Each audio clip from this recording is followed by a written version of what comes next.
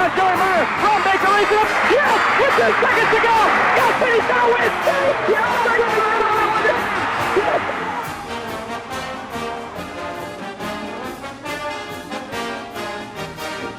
Community High School Beavers are the Kansas Class 3A State Football Champions.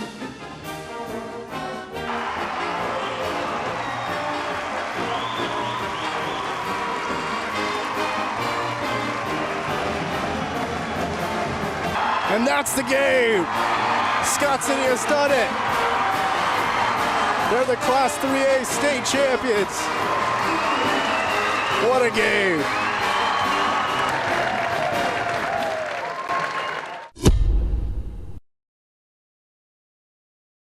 When they asked me to coach with Glenn, I thought it would probably be about a year or two that I would be doing it. And after I got working with Glenn, I knew that it would be something that I wanted to do longer. And 17 years passed before this job came open at the high school here, and I knew that I would have to resign from coaching and not being able to work with Glenn, and that was probably one of the hardest things.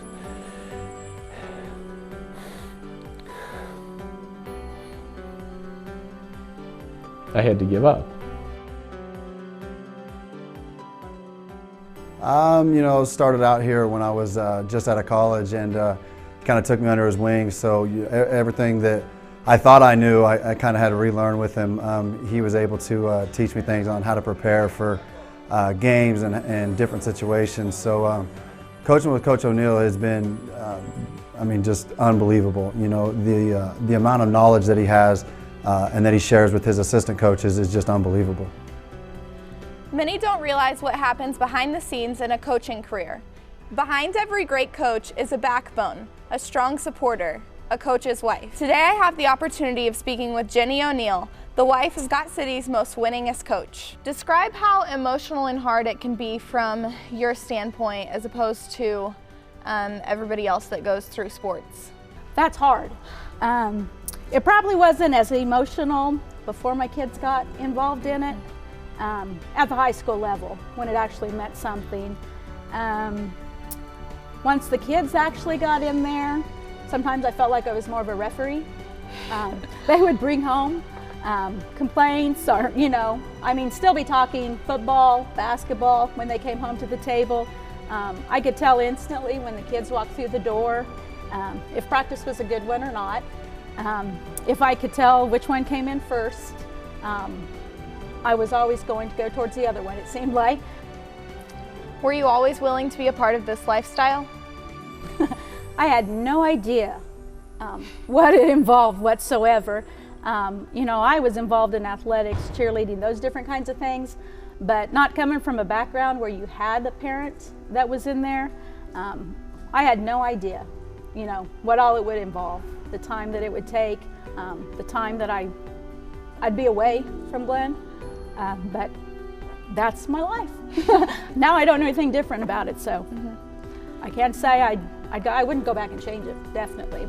I think, Glenn has impacted my life in many ways, just from the things that I've learned from him. He's taught me that it's not about winning, even though he's won a multitude of games. It's more about life in general, and the life lessons that I think he's taught the boys that have come through. You see that when you're playing a football game. Our kids go knock somebody down, but when it's over, they pick them back up again. And that's learned, and they've learned those kind of things from Glenn.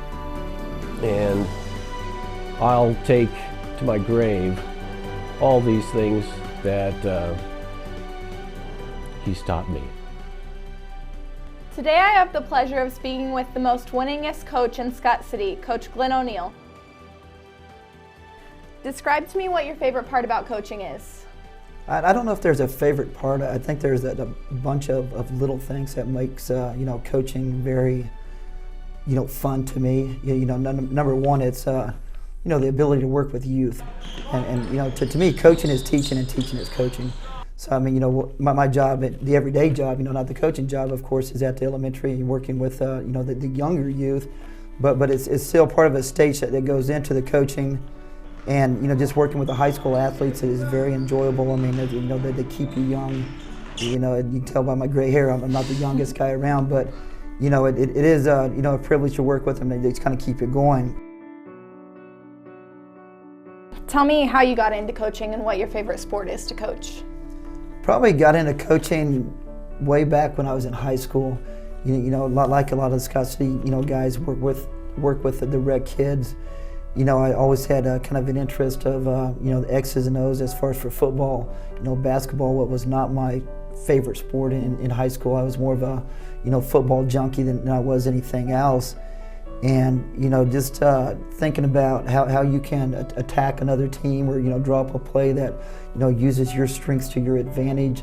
Those were things that come about a long time ago, probably when I was 10, 11, 12 years old. And, those things just kind of stayed with me, throughout this system. And, from there, as far as, progression to coaching, I really didn't have a plan when I got to college as far as what sport I wanted to go with. And, I played college football and ran track, so I knew, football might be the first one. But when I interviewed for my first job, I didn't get the football job. And in the same district, like 2 months later, the basketball came open. And being fresh out of college, it was, grab the first job that you could get. And, fortunately for me, I didn't look into their background because they'd only won three basketball games in like 3 years. So, there was nowhere to go but up. And, they took a chance on me. And from there, things have just, worked out pretty well. Coach O'Neill is very prepared for everything that he does. And that transfers into the players. But I can't remember a time, stepping onto the field for football or basketball, taking the floor where our players were not prepared. Oh, he pays attention to everything. I think one thing is his practice. His practices are so organized, and everything's in a 5 to 10 minute period, sometimes 15, but most everything's short periods where you're going to focus on the small things, and then the small individual things, and then we got to bring them into the team picture, and that's a big issue, getting the kids to understand, because for a while, we kind of see that we're working on the fundamentals in the individual periods, and we come together as a team, and we're not using them. So. But the organization, the practice schedule really builds the team, I think, and he's just always ready for practice, real organized. Game time, it's the same thing. Very prepared for about anything that could occur on the field, anything different. They jump out in a different defense or in a different set. He's always got something in mind offensively, what he's going to do based on what their defense is doing. He's such a student of the game. I think it starts with that. He's had so much success at every place that he's been, and a lot of times you could kind of rest on that, your past successes. But he's constantly learning, constantly looking for other ways to tweak things or implement new ideas that's going to give his team the best chance of winning. So I think being a student of the game definitely is a key to that. And then again, his preparation. The guy is very detailed. X's and O's type of guy that really knows the game. Other than that, he spends an enormous amount of time, on film, looking at other teams, finding ways that we, may be able to kind of take advantage of them in certain situations. X's and O's, I really get a kick out of, for football and basketball both, as far as, diagramming. I mean, I don't know how much paper I go through at night, just either stealing stuff off TV from, professional games, college games, or just even, coming up with things that might fit our personnel. X's and O's, different plays, constantly at the dinner table, and I understand you can't turn it off, right away when you leave something. So yeah, they came home, a lot of conversations were that, I just kind of listened, whatever. I could learn quite a bit of things. You put in a lot of extra hours aside from during the season. Can you describe a little bit of how off season is preparing for your seasons? It's crazy, and the first thing you got to thank my wife for letting me do it. Because I'm gone a lot, and some of it is time where you get paid, and some of it is not some of it. A lot of it is volunteer time. As soon as the school year is over, you're already preparing for the summer weight program, as far as how to try to make the boys the best athletes that we possibly can make them. And I say boys because I'm not with the girls program anymore, with the weights, but that's probably step one. And close behind step one is probably what are we doing for basketball as far as summer preparation. We do a lot of open gym stuff. We do a lot of time where it's just 1 or 2 players in the gym. We play summer league. We'll have a summer camp, and then as soon as June is finished, we'll jump into the football part of it with the same thing, and be up around the field house or be up around the practice field. I mean, 2 or 3 times a week with either a couple players or maybe a group of players playing 7-on-7. And of course, you got your team camp where everybody's involved. And besides, that aspect of it, a lot of time, like I mentioned earlier, as far as, being at home, trying to see, what is our philosophy for the next year as far as on offense and defense. And that it doesn't change a lot, but it has to change a little bit just because the personnel is different. So, I mean, there's a lot of unseen time that all coaches go through. I know, Coach Turner helps a lot, and, that's part of our success here has been the stability of our assistant coaches, putting in time also. So, I mean, hourly, it's, you probably don't get paid very well, but as far as, what it means to you, you get paid a great deal as far as, your satisfaction with the job.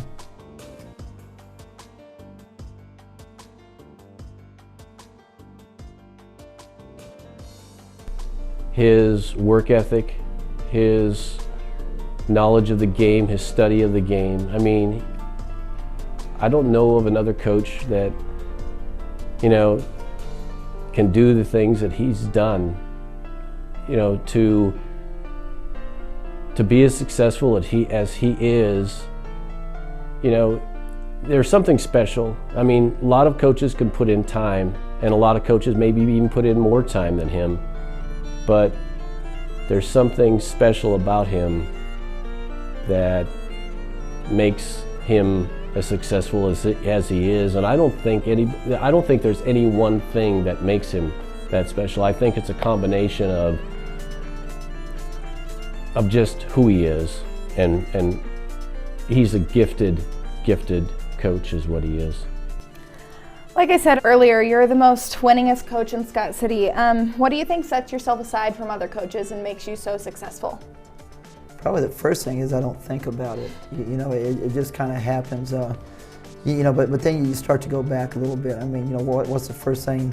The first thing is probably having, coaches that you work with that are very good also. It definitely has not been a one-man show here. Basketball-wise, Coach Holt was with us for 16, 17 years, and very good people person and skills coach. And he related to the players where I was the bad guy in practice, and you always got to be the good guy. So that part of it always helps as far as having that partner. And football-wise, we've had numerous assistant coaches that have been very good. But as far as why are we successful? People ask that a lot, and that's a question that I ask myself. And I say, are you part of it, or are you just successful because of the Scott City tradition? And I think it's hopefully a combination of the two. Mm-hmm. Things that we stress, I think, within our program make us successful. Accountability is a word that we use a lot, and it's just not on the football field or basketball court. It's in the classroom, it's in your weekend activities. Accountability is defined for us as doing what you're supposed to do, when you're supposed to do it, when you're supposed to do it. And if you can kind of take care of that aspect of accountability, you're on the right step to begin with. And then from there, it's I think we coach with a passion. We enjoy coaching, we enjoy being successful, we enjoy competing, as coaches. And I think that rubs off to our players. If they see the coaches are excited to be at practice, I think they have to be excited. They know that we're investing something into their lives. And if you go from there, it's been very fortunate with the type of athletes we've had. Scott City has been well known throughout the state for a ton of years. If you go back in the 40s and 50s and 60s, you know, there's that Scott City tradition and pride and the winning, you know, attitude on more so maybe on the football field, you know, as far as year in and year out, you know. So, but basketball-wise, I think, you know, since I've been here, we've built that tradition up, you know, because if you go back, you know, the last state appearance, you know, by a Scott City team before I got here was 1979. You know, the last state championship was 1959. You know, so, you know, I think it's a little luck. It's, you know, part of it is being able where the kids relate to me as a coach, and then also our assistant coaches, and they trust in what we're doing. And from there, you know, it's you got to give a lot of credit to the players because they're the ones that are actually winning the games. You know, the coaches are just trying to stay out of the way for the most part sometimes. We push him hard, but, you know, at the same time, he's very respectful to the kids, and I think they appreciate that. You know, we're trying to instill things besides just, you know, we want to win football games or basketball games or at track meets or anything else. When you're young and you come in, you know, from college, you think you know everything, and then you don't. The amount of knowledge, like I said, he has, that he shares with us is just unbelievable. And I think our players have really been able to show that throughout the years, you know, with their success. Luckily in Scott City, we haven't had the ups and downs as much. We're lucky we have the traditional and we have the winning tradition going on. How did you end up in Scott City, and what has made you stay here? Well, I've been a high school coach for 10 years and a college coach. When I was in college, I got to be a grad assistant for 2 years. So, you know, I already had, you know, 12 years of coaching experience. And we took a chance, and I was in Frankfort, Kansas, which is a 1A, 2A school for my first 9 years as a head coach. And we wanted to kind of venture out and kind of see if, you know, we could take the same type of success we had in Frankfort to a bigger school. Well, we took a chance and went down to Wellington, but my wife did not get a job down there. You know, she was an elementary teacher and kind of a reading coordinator up in Frankfort for 7 or 8 years. And we went to Wellington. You know, they promised her a job and said you'd get the first chance at an open vacancy. Well, so she worked as a para, you know, while I was coaching, and the next year they had some vacancies that come open, and they weren't in a whole lot of hurry to get her an interview. And then, you know, we're kind of wondering that, you know, we can't survive on 1.5, you know, salaries. And, you know, when I started looking at vacancies, you know, Scott City, you know, at that time was really well known for the football because, you know, this is in the mid-90s, and Coach Dunham had, you know, just left like a year before. So, I mean, you know, they're coming off, you know, 3 state championships and a runner-up, you know, in the last, you know, 7 to 8 years. So we knew Scott City had athletes. He is a superb tactician, and I really don't know how he can consistently get football success and then turn right around and have an undefeated basketball season. You know, it just happened that the superintendent that was at Scott City at that time, you know, Dr. Barrett, was my superintendent in Northeast Kansas. You know, so, you know, we got an interview set up, and, you know, what he told me was, you know, I can get you in the door, but I can't get you the job. You know, it's up to you. And, you know, we come up, had a pretty good interview, and my wife interviewed at the same time for the math position at the middle school. And, you know, that's what got us here. You know, as far as what has kept us here, you know, number one, you know, the winning has to be part of it, because if a coach isn't winning, number two, you don't have the choice. You know, they're not going to keep you around. You know, so, you know, with the winning tradition, that helped, you know, to keep me here as far as the school board and, you know, the athletic director and those people are involved. But as far as, you know, why we stayed here, you know, we had, you know, 3 different, you know, children, you know, come through the, you know, school system, and, you know, we really did not want them to have to go somewhere else in the middle of their high school career. You know, what we figured if we're going to leave, it would have probably been before, you know, Allie would have got into the high school. Then once, you know, she's a senior, you know, Brett is a freshman, and once Brett is a senior, then Trey is a sophomore. So it's kind of tough to leave that part. You know, we had, you know, different offers as far as, you know, from bigger schools for football and basketball to go ahead and leave. And then we started saying, you know, why Scott City instead of, you know, somewhere else. Then you start, you know, looking at the tradition and as far as the aspects of, you know, why you want to be somewhere. You know, first for the tradition, I mean, you know, we've won 5 state championships in basketball, had 2 state runner-up. You know, for football, you know, we won 1 and we got runner-up another year. And, you know, a lot of kids don't realize, but, you know, I was on Coach Turner's, you know, track, you know, staff, you know, for a year. And, you know, we won a state championship with Coach as, you the guy in charge. But I had a lot of different athletes that were winning medals as far as in the distance races and some relays, and that made it enjoyable. And then you say, why do you stay? Well, that's when those job offers come in and you start to compare. And the first thing that stands out about Scott City is the community support that you get. Not only from the parents, but also from people that are just kind of athletic junkies that want your school to be successful. And if you look at our field house and you look at our facilities, they're second to none probably at the 3A level. And when you get up to the 4A, there's probably a lot of communities that have better facilities or at least similar facilities. But then then the other aspects come into it as far as your tradition and your pride and the type of kids that you're around. Because one of the greatest things about coaching, it doesn't happen on the court or the field. It happens when people leave. And you see the guys that played for you 5 years later, 10 years later, and right now, my first guys, they're 20 years gone. And then when we see them, that we still have something that we can talk about and communicate about, and that makes it special. So that has to be a big part of staying also, not just in the sports part, but also kind of the support we've received from people. Many don't realize how much time and effort a coach's wife puts in. Can you describe to me what your weeks consist of during the seasons in which Coach O'Neill is coaching? Well, of course, it depends upon the season. Football starts bright and early on Monday morning when the coaches and the players get in. So it's an early morning on Monday mornings. Monday night is typically a JV game. Working towards getting down to the final, Friday night action in football. It gets a little more intense. I don't get to see a whole lot of him. Take it on Thursday night. Friday night's the game. As soon as the game's over, a little bit of celebration when we win, but then we go right back to focusing on next game. Saturday, Sunday, constant watching film, making X's and O's. Sunday night, coaches meeting. So it's probably me more of the adjusting at home to schedules, different meal times. When can I do laundry? When can I not do laundry? But other than that, that's a typical week for football. Basketball's a little different. He's not away as much in basketball season because he's not working with as many coaches.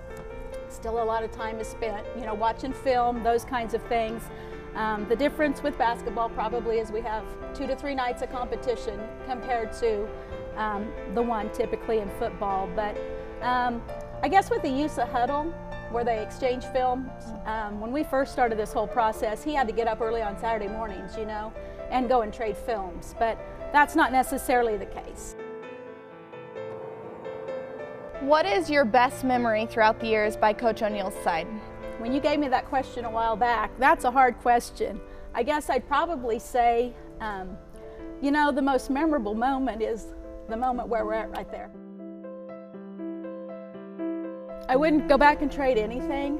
The memories that we've made, like I said before, I've learned to become pretty independent. The miles that I've put on, vehicles to and from, a lot of memories have been made, and until you're actually a coach's wife, I don't think anybody can truly understand what you go through. And the relationships that I've had with other coaches' wives have been my backbone. And knowing that we could get through everything. And I guess my only regret is that I never logged all my memories. You might think it's kind of strange, but lots of memories have been made in laundromats, washing uniforms, and I'm probably going to miss those kinds of things and doing the planning. When football started, I removed myself from the Sideliners Club. T-shirt orders, filling orders with Nancy Holt. I mean, the memories I have, and I probably would not have been able to survive, especially when our kids were little, without Nancy at my side. So it's a great life. I don't know any different, but I know I don't want to change.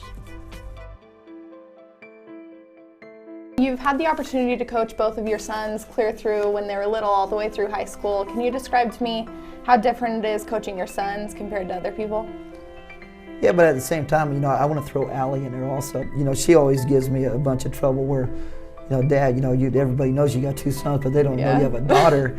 And man, I enjoyed the heck out of coaching Allie. And then people say, well, a guy's coach cannot coach, girls. Well, that's not true because, I enjoyed it. And we coached, Chris Robinson and Phil Kite and some different people helped with the girls, at that time. And, when they were in 3rd and 4th grade, when we started playing, they didn't win a game.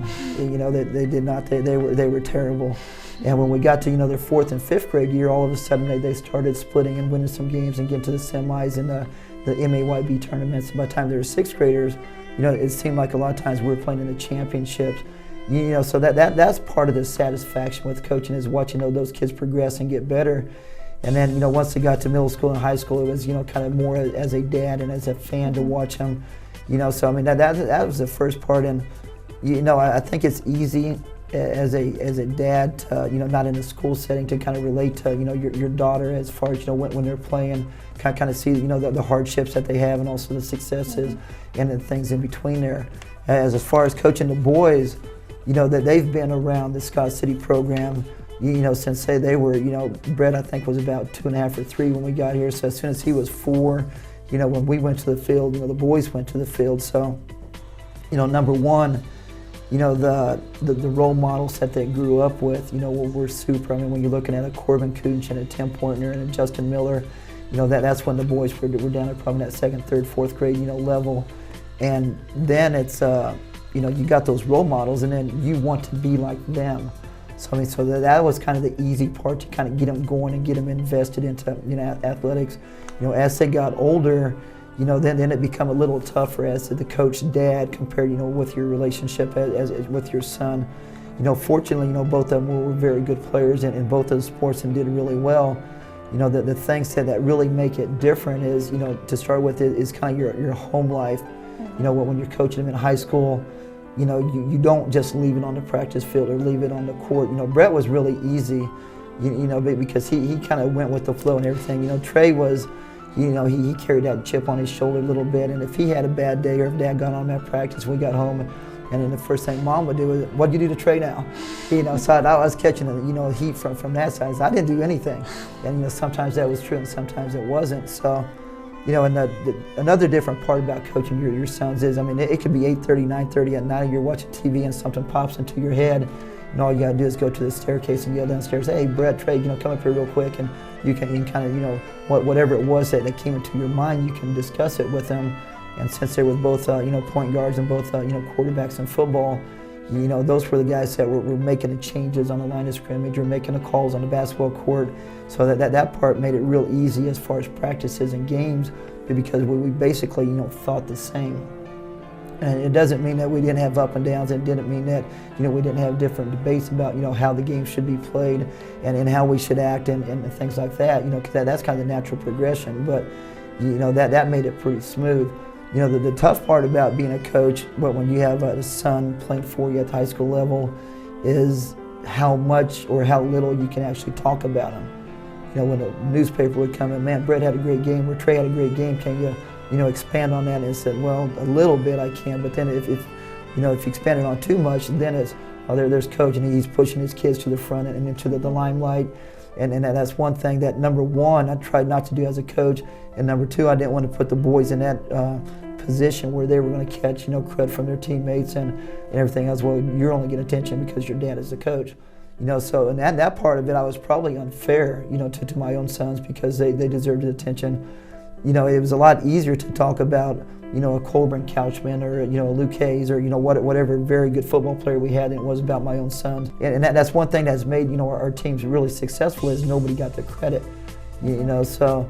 I didn't, have to. I didn't feel the need to, and we didn't try to push, my own in front of anybody else, and they didn't feel the need to place themselves above somebody else. Well, my dad's a coach, and this is, it was never that attitude, and I think that's what made them fit in with their teammates, so well, and made them respected as different, players and also teammates, But in hindsight, it's if you're a coach and your sons can come through your program. and the team can be very successful, and your own sons can be very successful, then it makes it, you know what, a feeling that can't be replaced as far as in the coaching part of the world. It's a very special bond, and it's so different because there's very few people, you know, that get that opportunity to have their dad coach them in one sport, let alone multiple sports, and just the lessons, the life lessons and whatnot that, you know, Glenn has passed on to all three of the kids, you know, even with Allie, in terms of the athletics, being a good team player, being a humble, you know, those different kinds of things. You can't ever replace that, you know, and, you know, before my kids were even involved, you know, we wouldn't miss a game. I mean, that was our life. The boys and Allie, you know, that's just what we wanted to do. Follow Dad, and they'd always be at practices. You look at any of the pictures in the past of any of them, boys are there in every single picture, which is really kind of cool. Allie's in several of them. So, you know, when they finally did get to actually be part of them, going to the practices and actually competing on the teams that Glenn was coaching, yeah, that's amazing, and something that will always be real special. When Brett finished, you know, that was a special group of players that we'd been around for so long. Yeah, it was tough. Knowing that you were going to say goodbye, there was going to be one piece missing compared to what we were used to seeing. But I knew I still had Trey for 2 more years there. And the last, you know, when we finished last year at the state tournament, that was a pretty emotional moment, knowing that the father-son was gone. A tough 4-year span, but when the 4 years is over, you know, it was pretty special.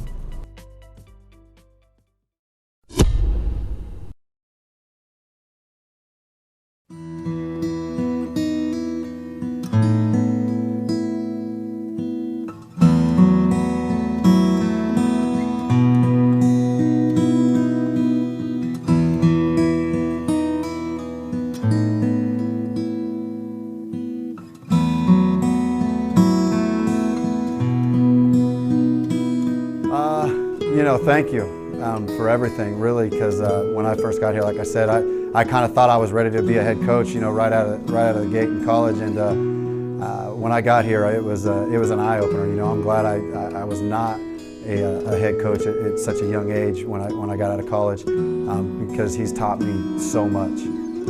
There's so many things now that I can take from him. You know, when I have the opportunity to become a head coach myself, that I feel will enable me to be, you know, a great head coach. So thank you to him. I've just enjoyed his company, and kind of a quiet guy most of the times, but overall it's been fun the 20 years getting to know him. You know, it's just one of those lasting relationships that'll last forever.